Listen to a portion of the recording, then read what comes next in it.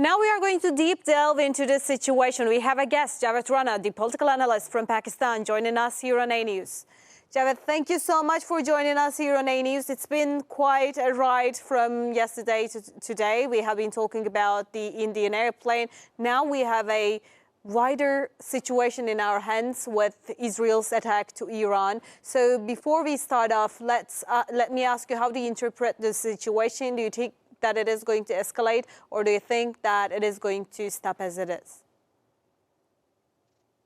I think the scale of the attacks that we have seen in the morning, that does suggest that perhaps Israel conducted some kind of a crippling attack on Iran.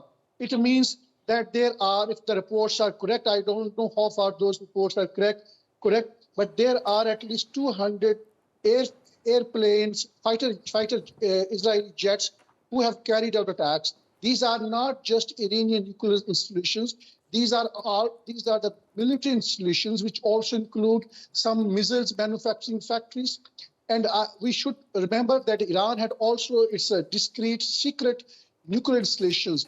Now, all reports are indicating, going by what IAEA has been saying, that the Iran's nuclear facilities, some of the nuclear facilities, have been damaged. I'm quoting what they said was that there was not an elevated radiation level. Now, what does it really mean? That the radiation is there, but it is not elevated. It means that there is going to be environmental effects of this radiation, which has already taken place. And since these nuclear installations are more than one, at least 6 to 7 nuclear installations. At this particular point of time, we don't know how many of them have been damaged, how many of them have been attacked, and what kind of specific weapons have been used to carry out these attacks. Because these nuclear installations have been underground, and it required either a mother of all nuclear bombs or maybe some kind of a tactical nuclear device with which they could have strike these nuclear installations.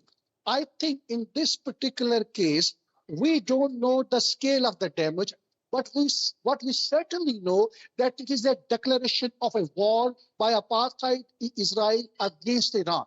So this does indicate that this is obviously a worst escalation in the Middle East during the recent time. Because what we have so far known about Iran's retaliation, that is confined to the drone attacks, which means it is nothing. Within the next couple of hours, it would be clear how far Iran would be able to retaliate. Iran is known to have a good edge in its business technology. It has the capability and the capacity to carry out retaliation attacks inside apartheid states. And if Iran at all has still some capability and the capacity, then one can expect that there would be retaliation on Israel's nuclear program. We know Israel is an undeclared nuclear power. So I think the bigger threat right now in the Middle East is nuclear radiation. If Israel is attacked, if the nuclear installations are attacked, there is a real threat of radiation. And similarly, I think the radiation threat and the radiation fear is already there inside Iran. So I think we have the situation in the Middle East has terribly gone from bad to the worst.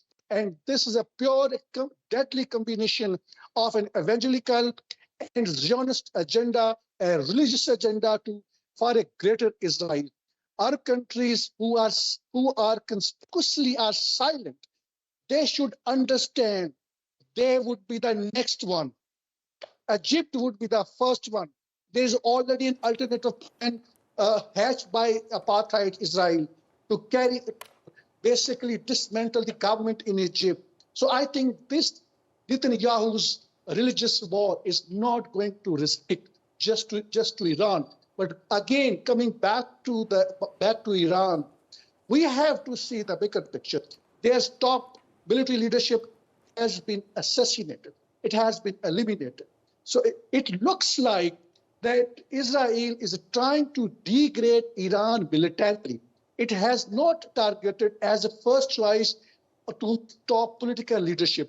My understanding is Israel would not target its president. Israel's next target could be Imam Khamenei, who is actually their supreme leader. So again, this is a kind of a developing situation, but U.S. is certainly is in bad with apartheid Israel.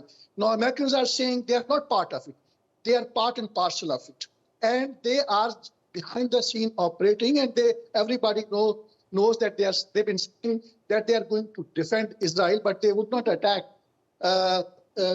Iran. But I think in the broader picture, now we have to see what the military capacity, leftover military capacity of Iran, to what an extent it can attack. Because if its military capacity is still intact, that would mean that it has the capacity in going by the previous military capacity. That will it attack the Americans' military bases in Qatar, in UAE, in Kuwait, in Saudi Arabia, in Jordan. I think most of the countries, even including Egypt, they have the U.S. military bases. So U.S. has around 40 to 50,000 of its troops in these countries. Will they come under attack? That is a bigger question. I think since Iran was saying that if it was attacked by Israel, it will bracket the USA.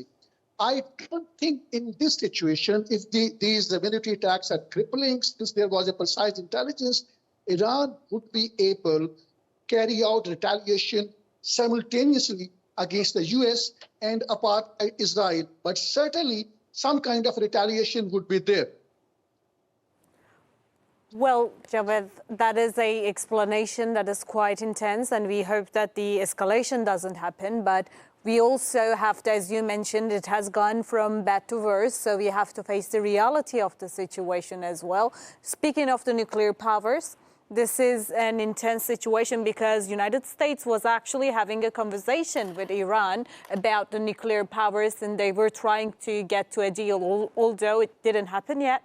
They were trying. So we know that Israel is quite the biggest ally of United States. And do you think that United States is going to interfere to this situation anytime soon? And if they do, what do you think that they are going to stand behind? Are they still going to be 100% behind Israel, or are they going to try to find a middle ground, because the nuclear power in the Middle East is quite the most dangerous thing for the Middle East itself?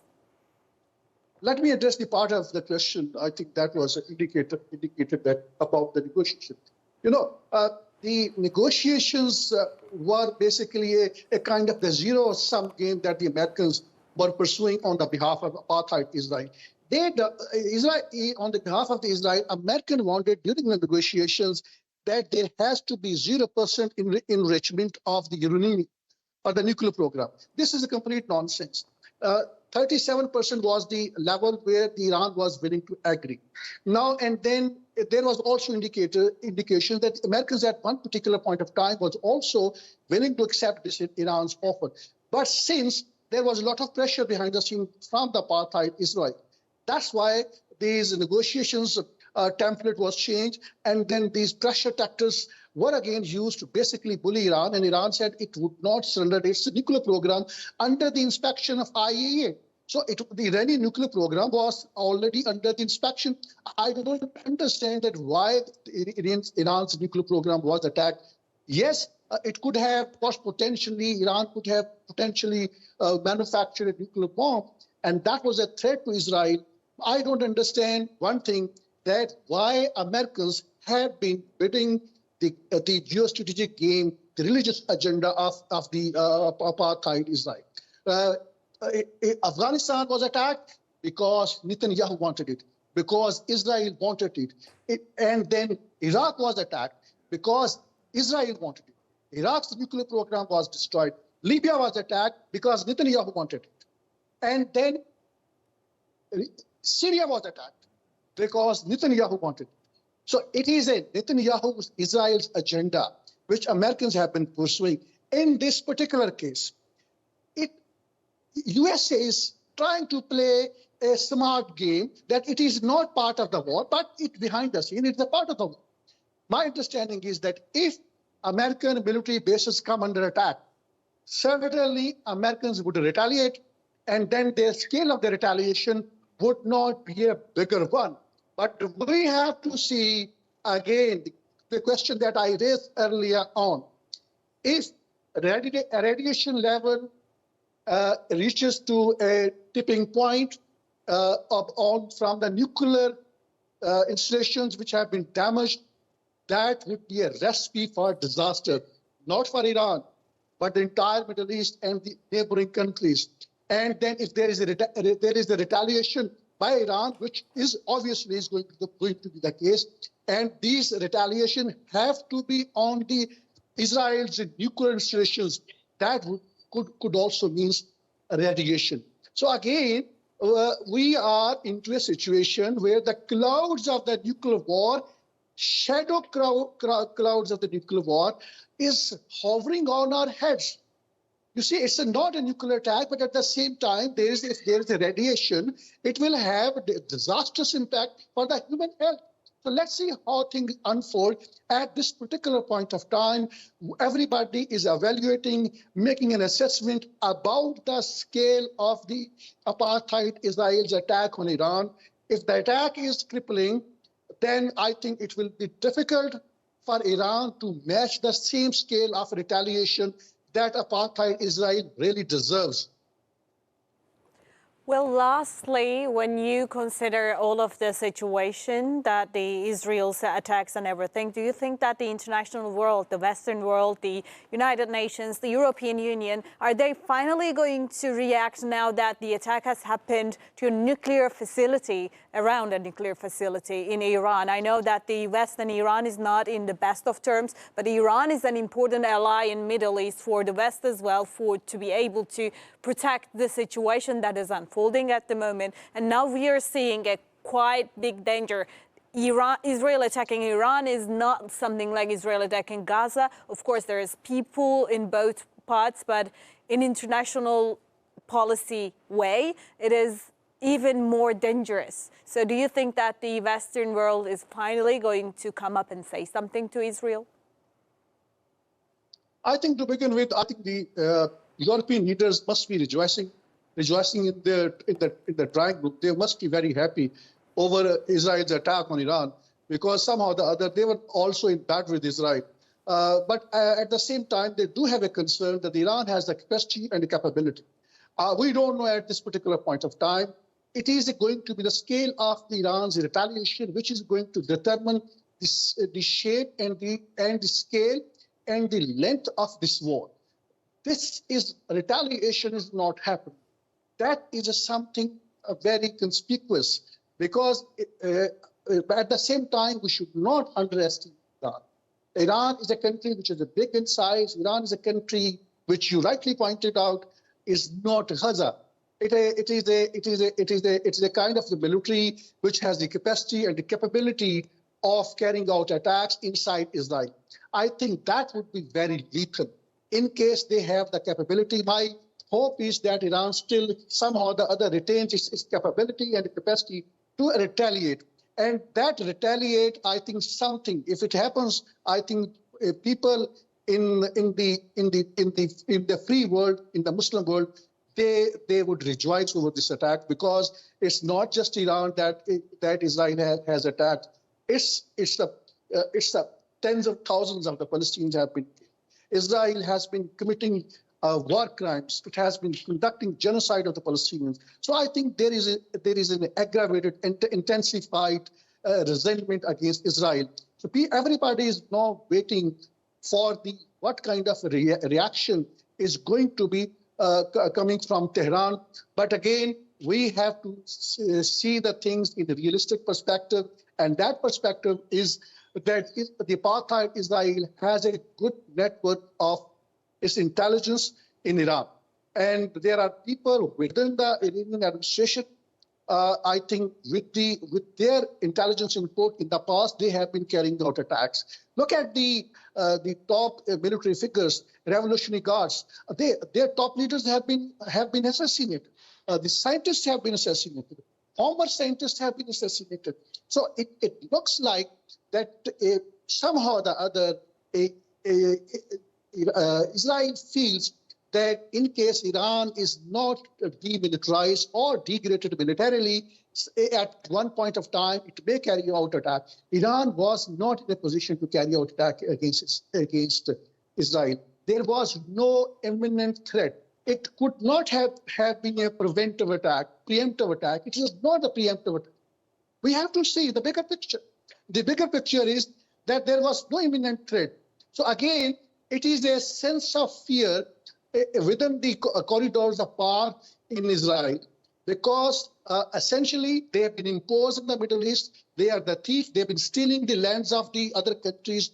And since they don't have the moral ground, they don't have the moral justification to keep its illegal occupation in the Middle East, in the heart of Palestine. So every next day we find new justifications coming from Israel to carry out attack on one country, and then the second country, and then the third country. And then Netanyahu is boosting off that the Israeli territory is expanding under his administration. So Israel has not issued its official map because it has to create a greater Israel. Again, as a political analyst, what I foresee that if Iran is militarily crippled, then the next turn are going to be the Arab countries. And then I think the biggest threat is to Israel is essentially is Pakistan. But Pakistan is a hard nut to crack. It's a full-scale nuclear power. It has militarily beaten up just a so-called one of the aspiring major power, India, just recently. So, but for Pakistan, Israel will have a different tactics to cripple its economy, to create political chaos, and to create unrest, and then create conditions where Pakistan would be willing to cap its nuclear program or share its security with Americans. Well, thank you so much for these detailed answers, Javed, and thank you so much for joining us here on A News. We will make sure to get any information and just discuss with you and our guests later on. Thank you.